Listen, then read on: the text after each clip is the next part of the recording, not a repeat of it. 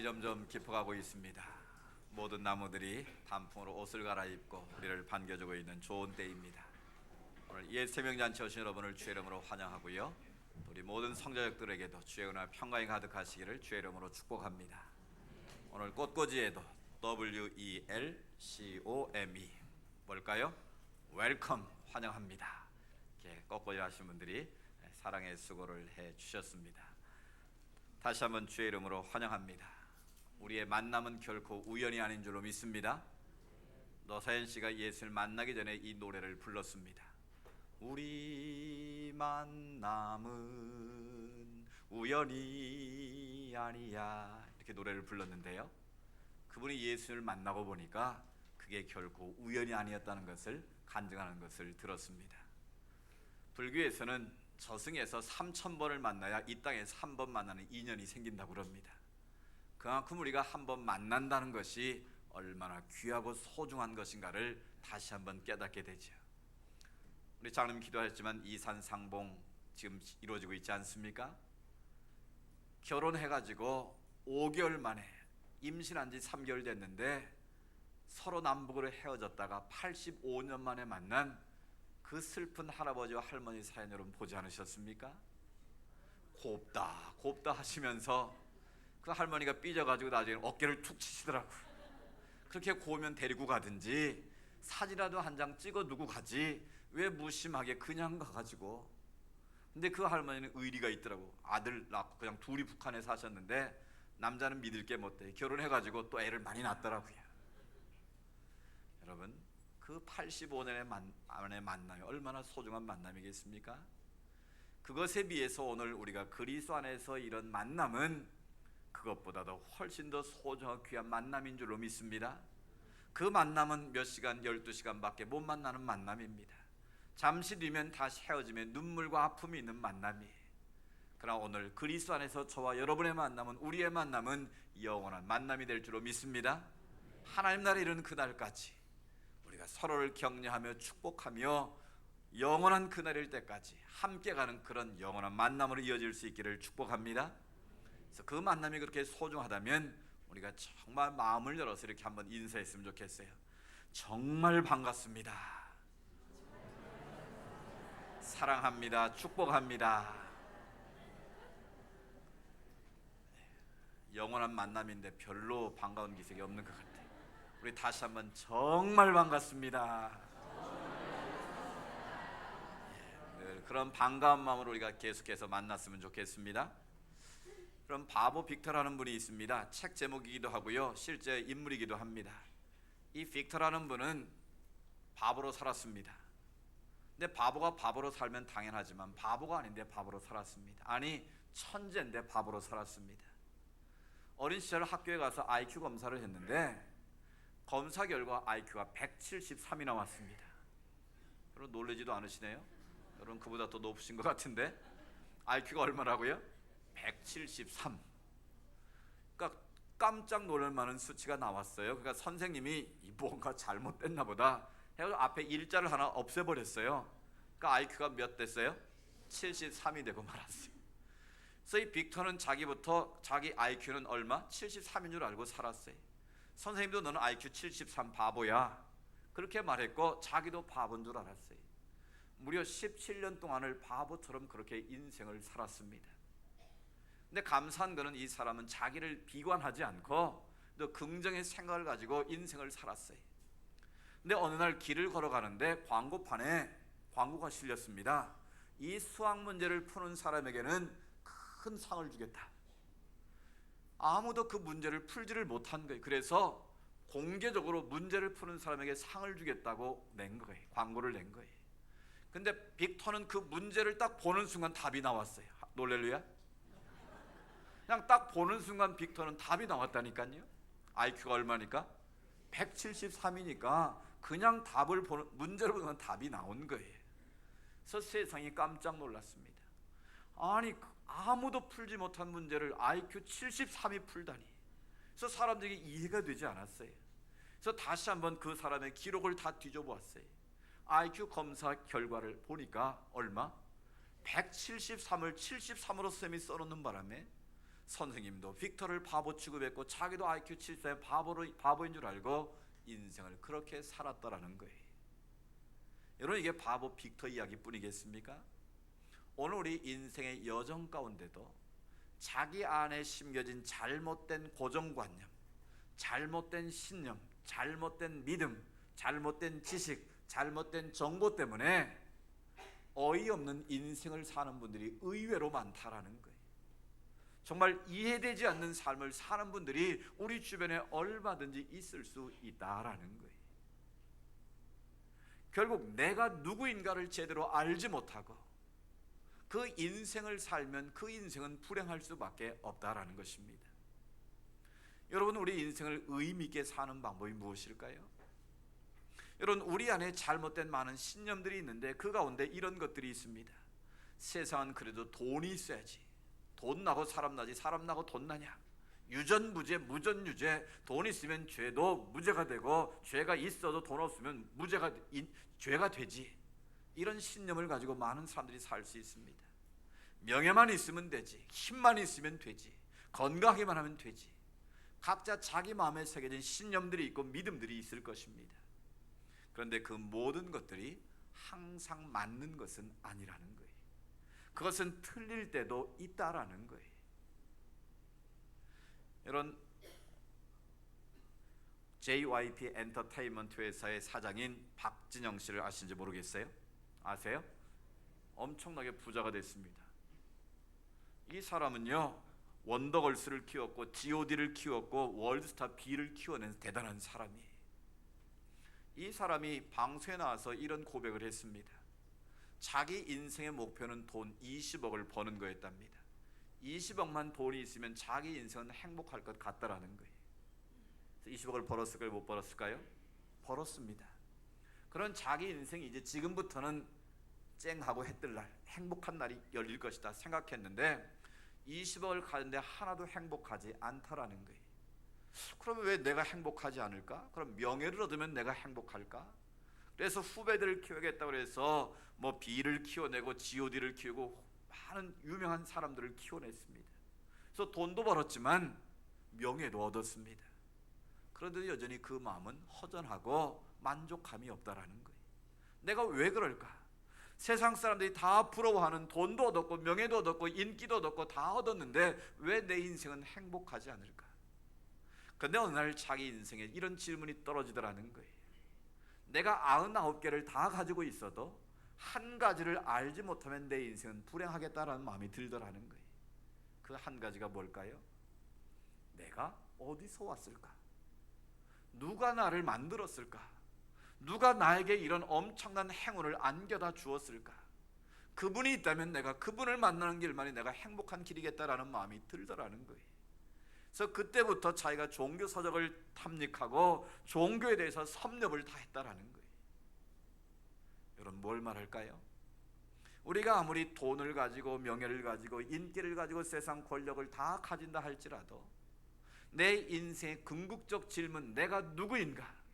내가 어디서부터 왔고 무엇을 위해서 내 인생을 살아야 되고 내가 죽으면 어디로 갈 것인가? 이 궁극적인 이 질문에 대해서 해답을 갖지 못하면 그 인생은 방황할 수밖에 없더라는 것입니다. 여러분, 어떻습니까? 이 질문에 대한 해답을 가지고 계십니까? 여러분, 성경에 보면 전도서라는 성경이 있는데요, 세상에서 가장 지혜롭다고 알려진 솔로몬 왕이 지은 책입니다. 그런 세상의 모든 부귀영화를 다 가졌고 세상에서 가장 지혜로운 왕으로 우리 학교 다닐 때 교과서에도 배웠습니다. 가장 지혜로운 재판을 한 사람 아닙니까? 그럼 그 인생은 행복으로 가득 찼을 것 같은데 그 책 서문에서 이렇게 고백을 합니다. 헛되고 헛되니 헛되고 헛되도다. 무슨 허무주의, 염세주의자처럼 그런 고백을 했습니다. 자기 인생을 돌아보니 모든 것이 바람을 잡는 것과 같았다는 거예요. 모래 위에 집을 짓는 그런 인생이었다라는 거예요. 그래서 내 인생은 nothing, 아무것도 아니고 meaningless, 의미 없는 인생이었다라고 솔로몬 왕은 고백하고 있습니다. 그래서 그 책의 결론에 솔로몬이 내린 결론이 뭔 줄 아십니까? 해 아래서 창조주 하나님을 만나지 못하고 사는 인생은 다 헛되다는 거예요. 그러나 나를 지으신 하나님을 만나고 하나님 안에 인생만이 진정한 의미 있고 행복한 삶을 살 수 있다는 것을 전도서를 통해서 우리에게 보여주고 있습니다. 그렇습니다. 내가 어디서 와서 무엇을 살아야 되고 내가 죽으면 어디로 가는지 이 질문에 대해서 답을 할 수 있을 때 우리 인생은 비로소 의미가 생기는 거예요. 우리 인생은 살아야 될 이유가 생기는 거다라는 것입니다. 하나님께서 우리 인생을 지으셨다고 성경은 말씀하고 있습니다.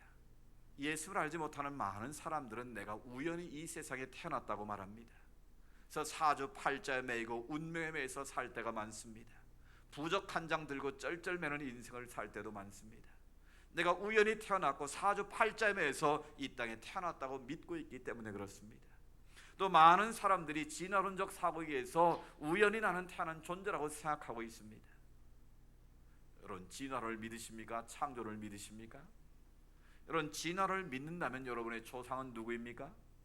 여러분이 아무리 뼈대 있는 가문에 태어 족보를 가지고 있다 할지라도 진화를 믿는 한 여러분의 조상은 누구입니까?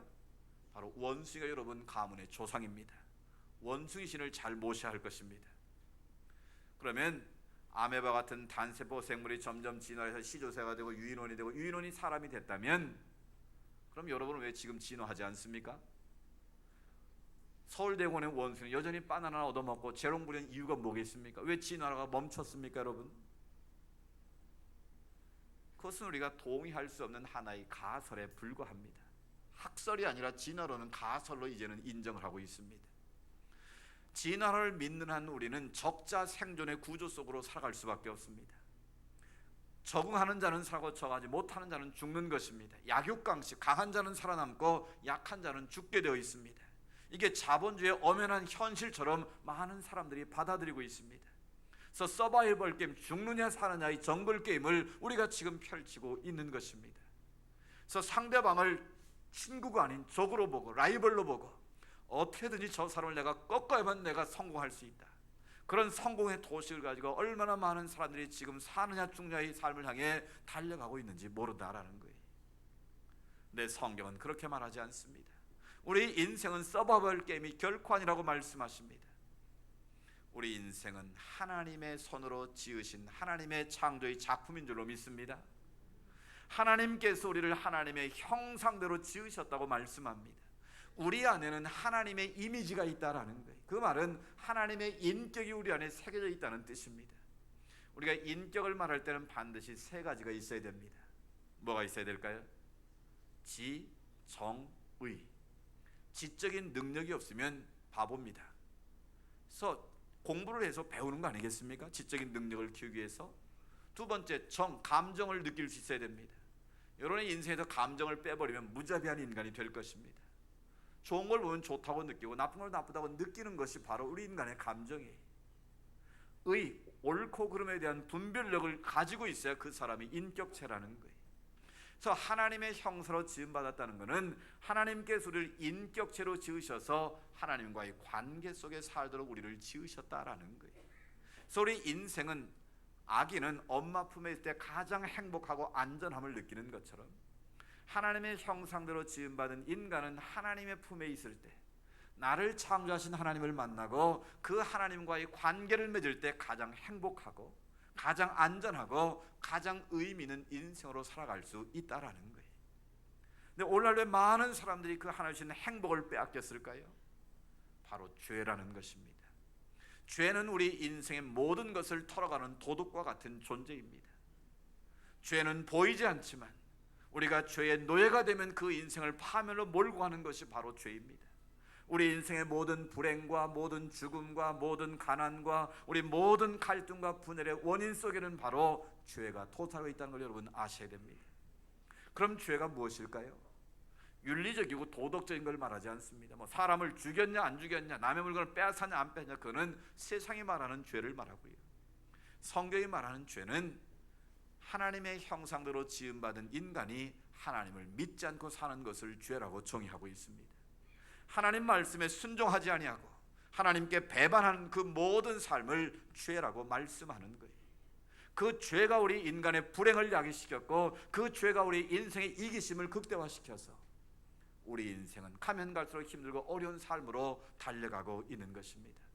성경은 말합니다. 죄의 싹슨 사망이요 하나님의 은사는 그리스도 예수 우리 주 안에 있는 영생이니라. 죄의 대가는 반드시 죽음이 찾아온다라는 것입니다. 그러나 예수 그리스도에게는 영원한 생명이 있다는 것을 말씀합니다.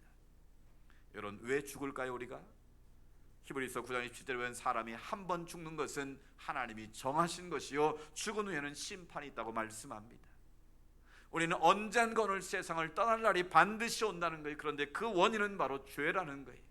그 말은 우리가 죄의 문제를 극복하면, 죄를 넘어서면 영원히 죽지 않는 생명의 길이 있다는 것을 말씀하고 있는 것입니다.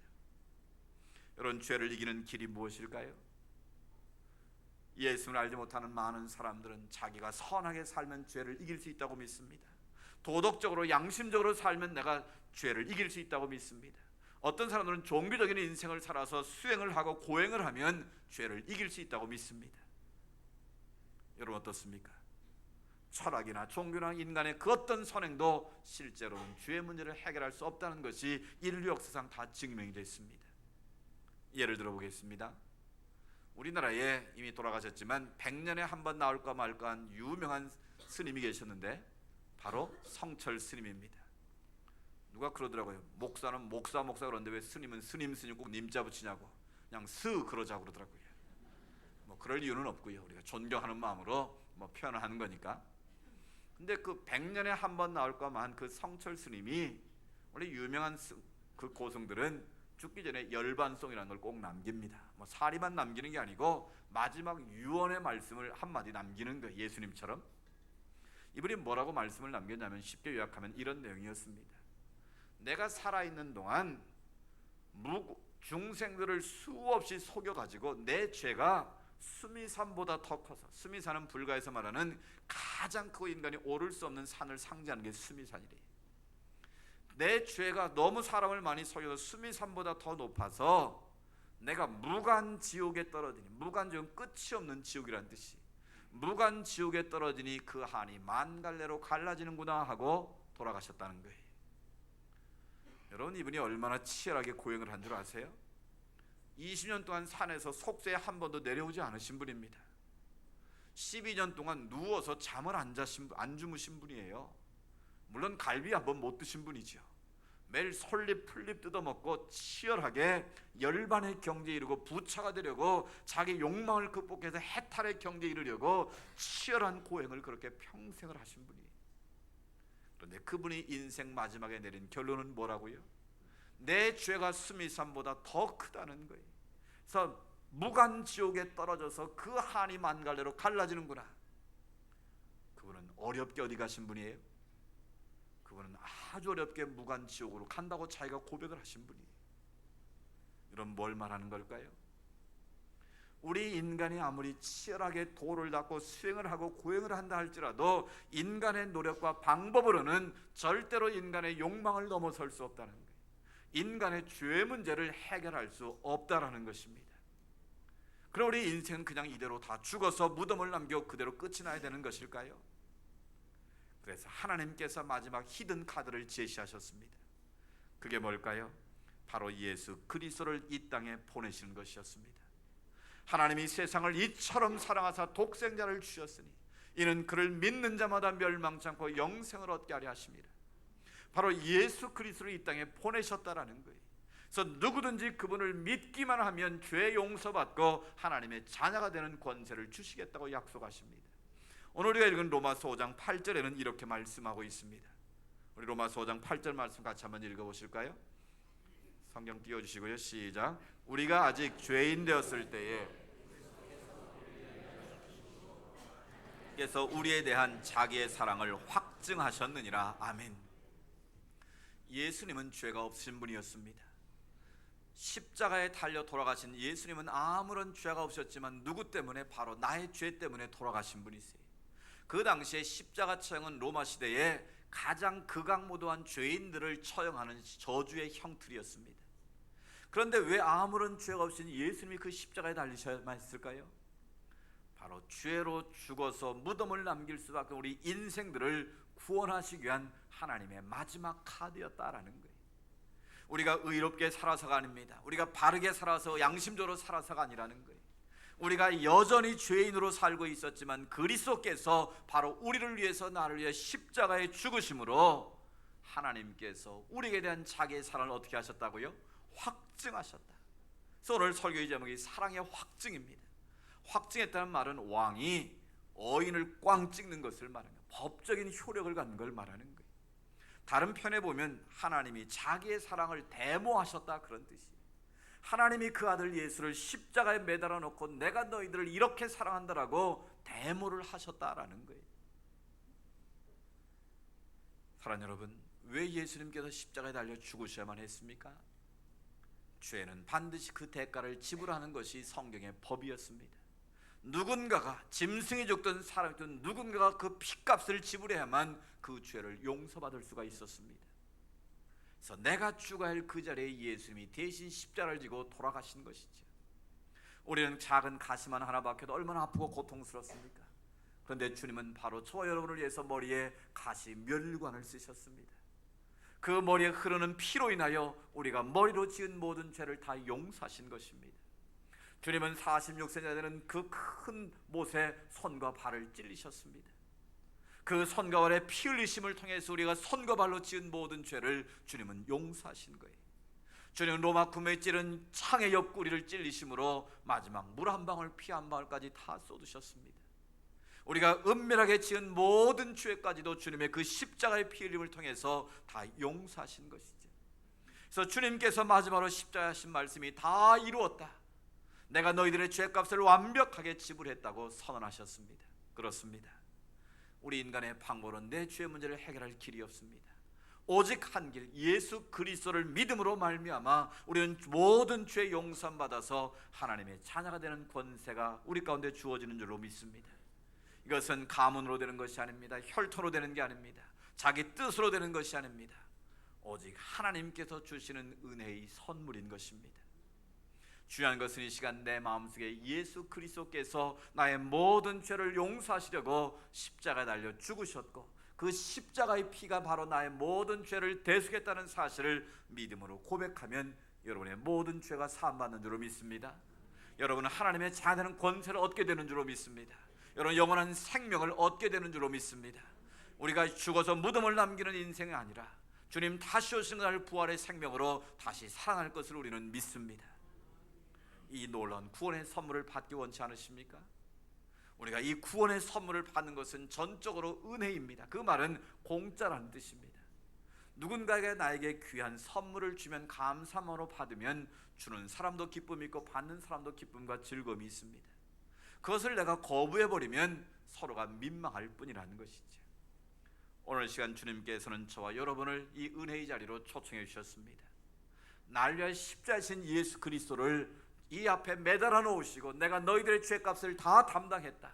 누구라도 나를 믿으면 구원받고 너희 모든 죄 사함받아서 영원한 생명을 얻을 수 있다라고 주님께서 저의 입술을 통해서 여러분 가운데 선포하고 계신 것입니다.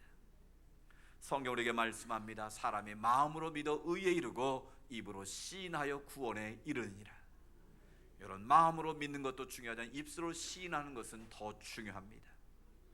여러분 마음속에 이런 고백이 있었으면 좋겠어요. 하나님, 지금까지는 내 인생 내 마음대로 살았습니다. 내가 내 인생의 주인인 줄 알고 내 마음대로 살았습니다. 그러나 이제는 내 인생의 주인을 예수님으로 바꾸기를 원합니다. 주님이 내 인생의 주인 되서 이제는 주님이 원하시는 대로 주님이 기뻐하신 대로 내 인생을 주님께 드리기를 원합니다.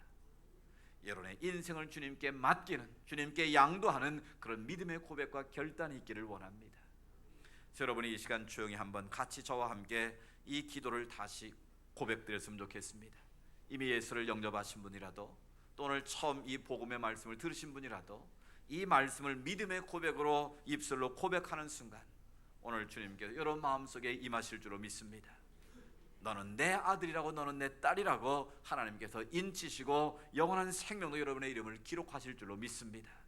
그래서 하나님의 자녀는 권세를 얻고 영생을 얻어서 주님과 함께 영생 복날 누리는 삶으로 변화될 줄로 믿습니다. 우리가 전 믿음의 고백으로 앞에 화면을 보시면서 천천히 한번 고백으로 기도를 올려드리기를 원합니다. 띄워주십시오. 우리 같이 고백합니다. 시작. 사랑의 예수님, 저는 죄인입니다.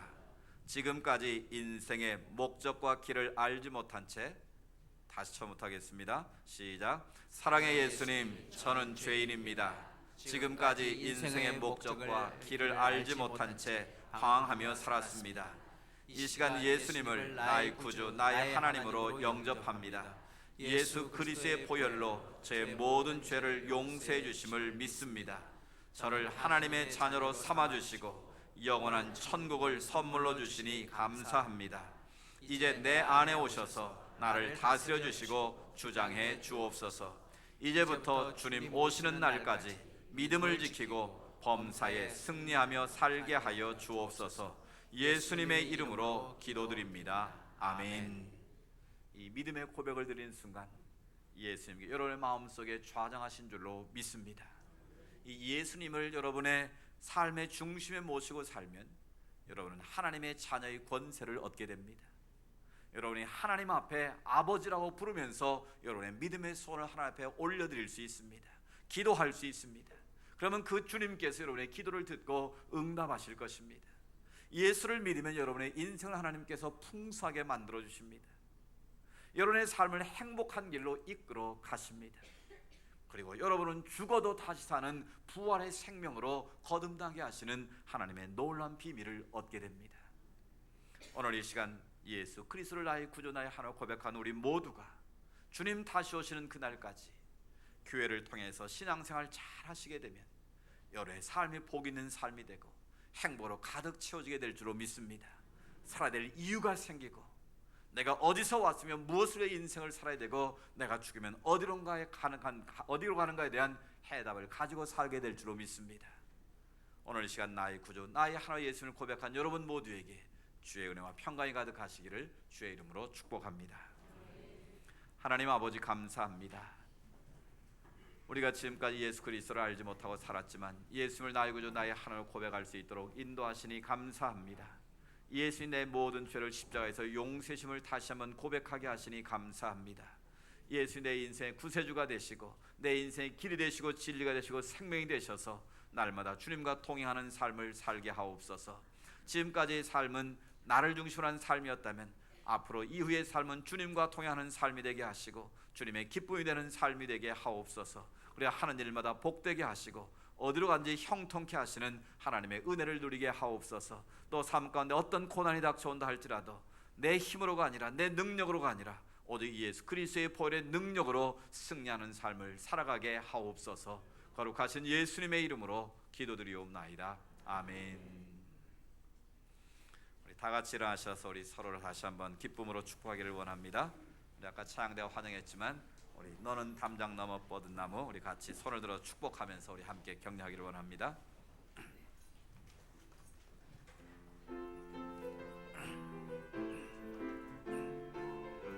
우리 서로를 축복하기를 원합니다. 너는 담장 너머로 뻗은 나무, 가지에 푸른 열매처럼 하나님의 귀한 축복이 삶에 가득히 넘쳐날 거야. 너는 어떤 시련이 와도 어떤 시련이 와도 능히 이겨낼 강한 팔이 있어. 팔이 있어. 전능하신 하나님께서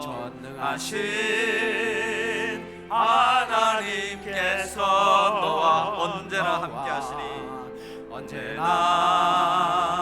함께 하시니 우리 좌우 옆뒤를 보여 축복합니다. 너는 하나님의 사랑, 너는 하나님의 사랑, 아름다운 하나님의 사랑. 나는 널 위해 기도하며 내 길을 축복할 거야.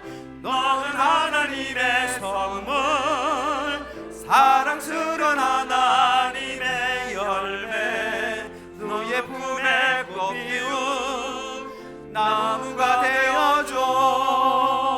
박수로 하나님 영광 돌립니다. 축복합니다. 길이요 진리요 생명 되시는 예수 그리스도의 은혜와 하나님 아버지의 크고 놀라우신 사랑하심과 성령님의 위로하시고 치유하시고 교제하심의 역사가 이의 생명잔치를 맞이하여 주님 앞에 나 예수 그리스도를 내 인생 구세주로 고백하고 일생간 주님과 함께 살겠습니다 고백한 모든 VIP들과 다시 한번 하나님 앞에 믿음의 고백을 드린 성지가족들 위해 하나님께 올려드린 모든 믿음의 소원들 위해 주님께서 택하시고 복주신 대한민국 위에 이제로부터 영원토록 함께 하시기를 간절히 축원하옵나이다. 아멘.